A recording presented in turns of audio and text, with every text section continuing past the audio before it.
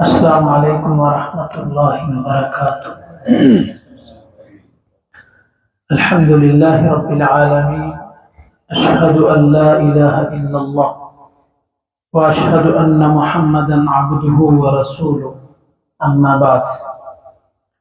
अऊज़ु बिल्लाहि मिनश शैतानिर रजीम। बिस्मिल्लाहिर रहमानिर रहीम। कुल या इबादियल्लज़ीना अस्रफ़ू अला अनफुसिहिम ला तक़नतू मिन रहमतिल्लाह।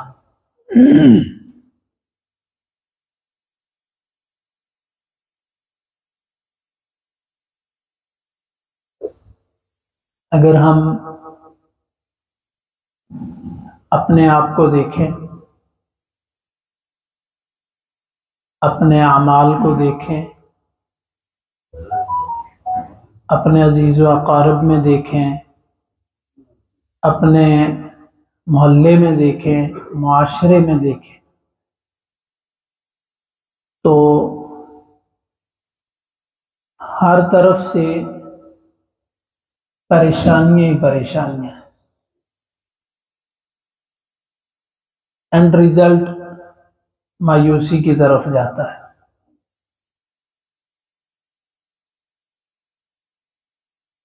मर गए तो मालिक के सामने पेश करने के लिए कोई अमल भी नहीं है,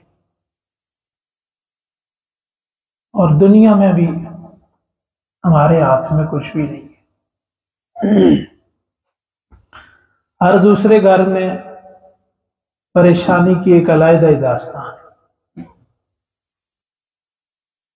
बज़ाहिर आपको चलते फिरते सही सलामत इंसान नजर आते होंगे, कहीं पास बैठ के कोई राज की बात कर लो और कोई दुख फोल लो तो ऐसे दुख फिर फोलते हैं कि बस बंदा समझता है कि सबसे परेशान तो यही है।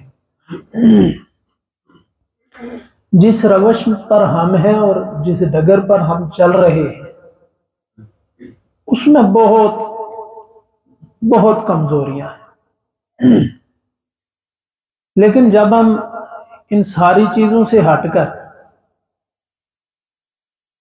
उस अर्श वाले की तरफ देखते हैं तो दिल को तसल्ली हो जाती।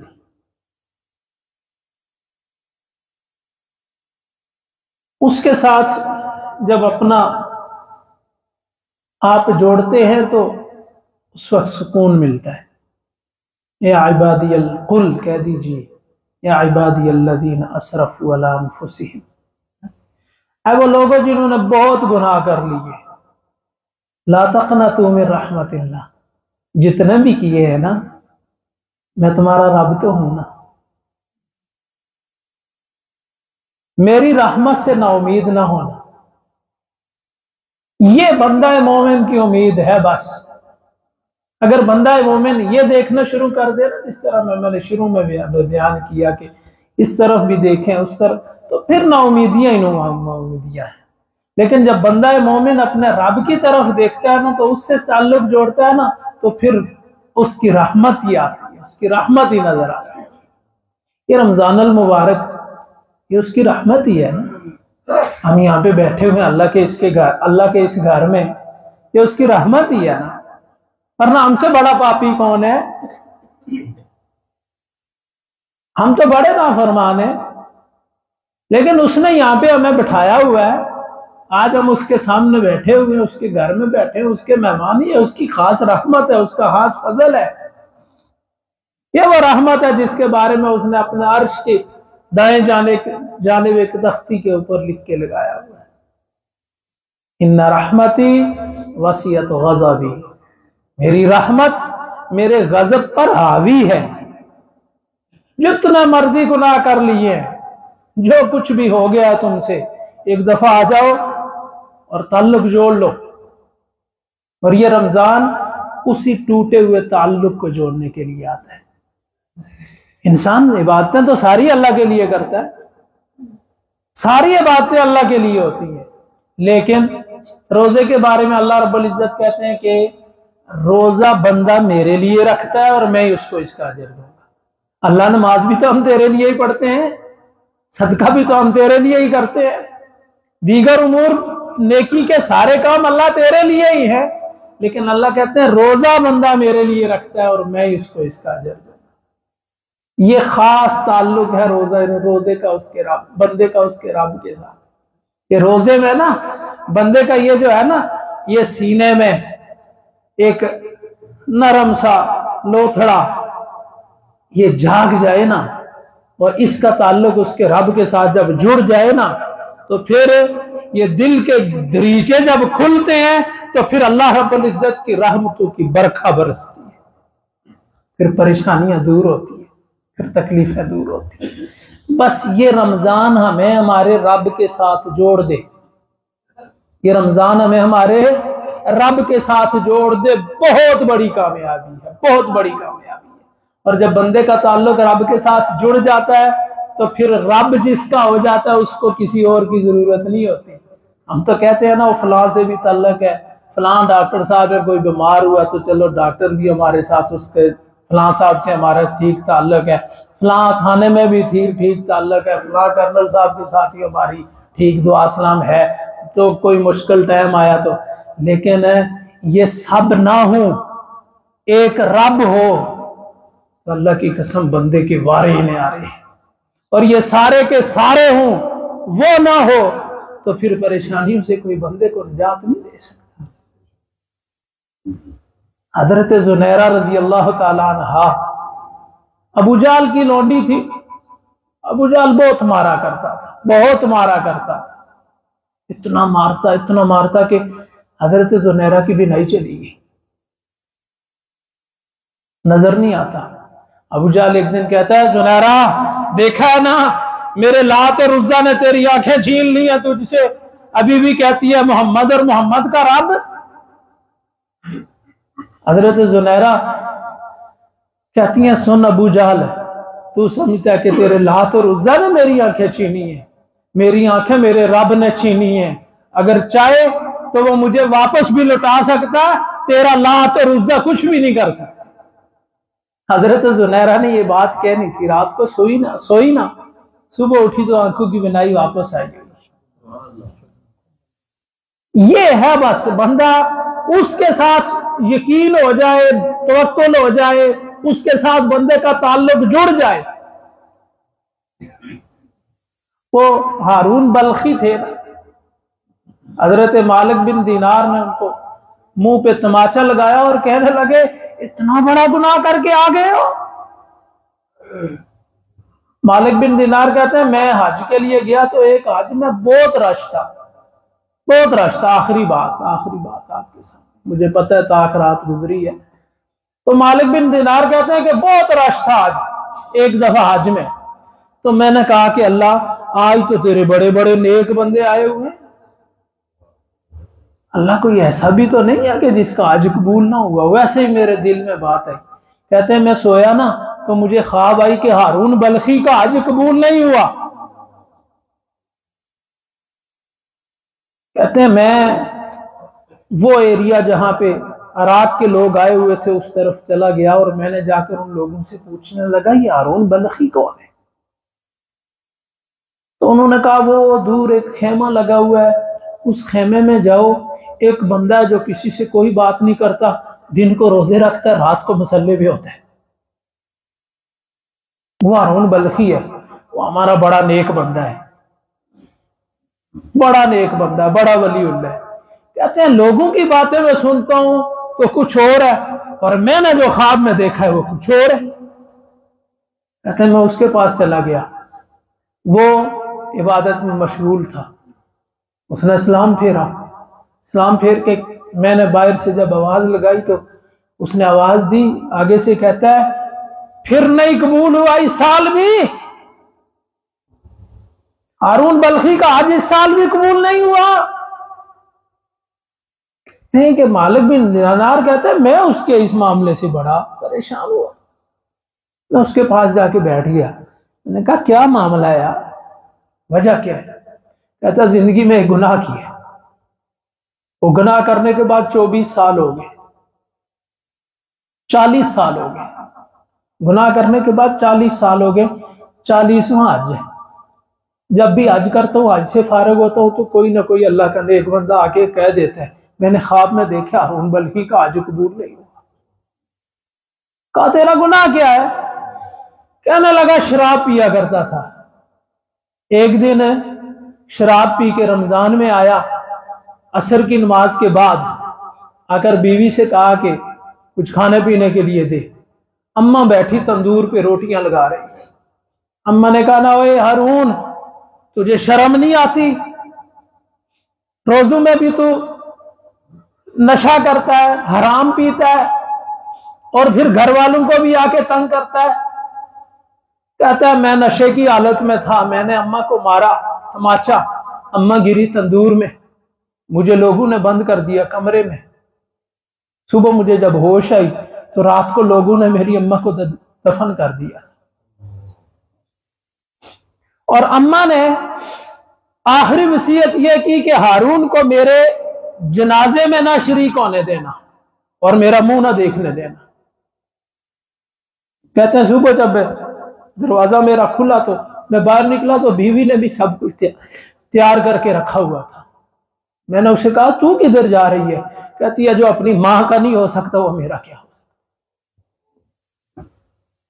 ये रमजान की जो हमारी खुसूसी दुआ है ना भाइयों, अल्लाह रब्बुल इज्जत ने अपनी तौहीद के साथ वालदैन की, जो बंदे के वालदैन है उनका जो उनके साथ जो हुस्न सलूक है वो अपनी तौहीद के साथ अल्लाह ने बयान किया।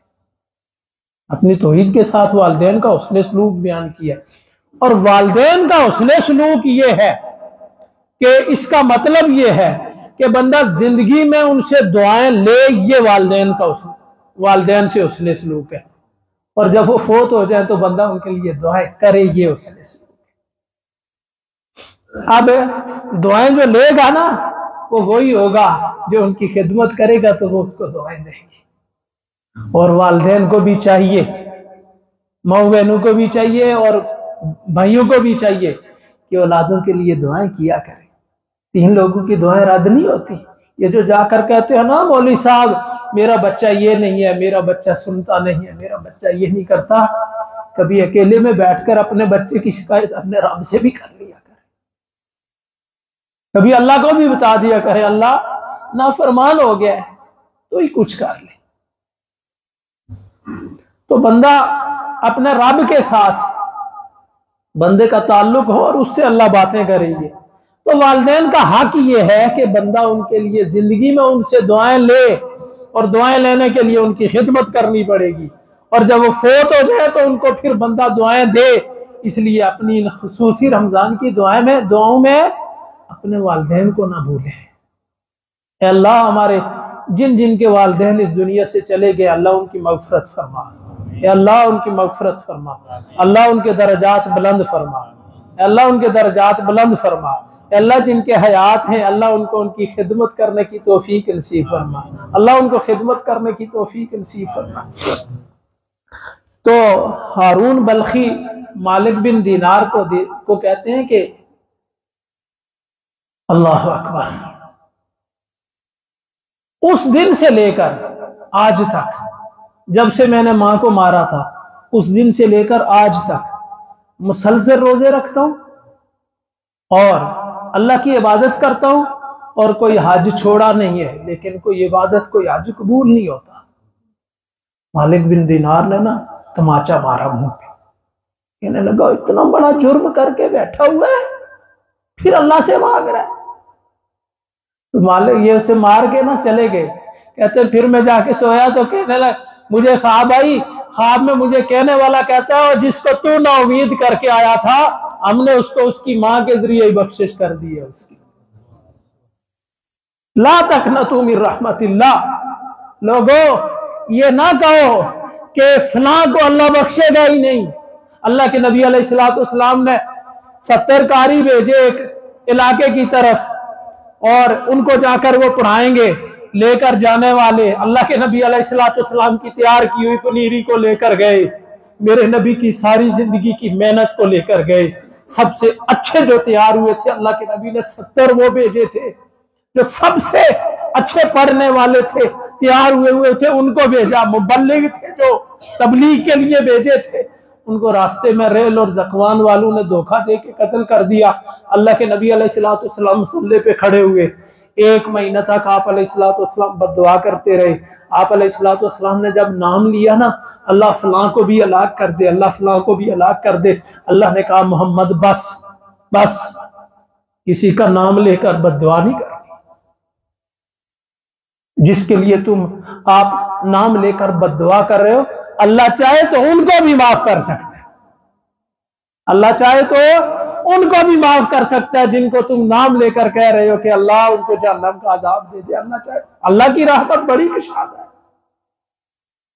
तो कहते हैं कि मुझे ये ख्वाब आई कि हारून बल्खी को अल्लाह रब्बुल इज्जत कल क़यामत के दिन उसकी माँ के सामने पेश करेंगे। तो माँ तो फिर माँ ही होती है, माँ के सामने पेश करेंगे, और बेटा माँ के सामने खड़ा होगा तो माँ से कहा जाएगा इसको माफ कर दे, तो वो माफ नहीं करेगी। फिर कहा जाएगा माफ कर दे, माफ नहीं करेगी। फिर कहा जाएगा माफ कर दे, माफ नहीं करेगी।